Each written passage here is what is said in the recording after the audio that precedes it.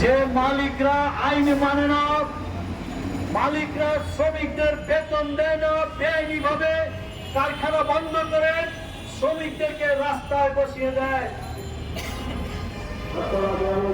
শ্রম উপদেষ্টা, শ্রম সচিব, আইজিডিজি তাদেরকে আবেদন দিয়ে জানানোর পরে তারা কাজ করে না।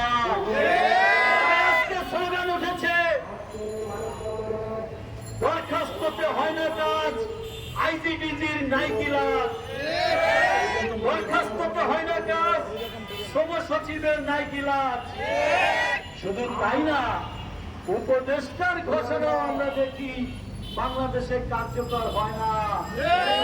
এর আগে দেখেছি, শুনেছি উপদেষ্টা ঘোষণা দিচ্ছেন, বেতনে যারা দিচ্ছেন না সেই মালিকদের সম্পদ বিক্রি করে বিশেষ ব্যবস্থা নিয়ে শ্রমিকদের পাওনা দেবেন এবং এই অপরাধী মালিকদের বিরুদ্ধে ব্যবস্থা নেবেন।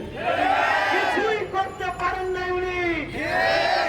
এখনো সেই স্টাইল ক্লাব, টিএনজেটের শ্রমিকরা তাদের পূর্ণ পাওনা পায় নাই।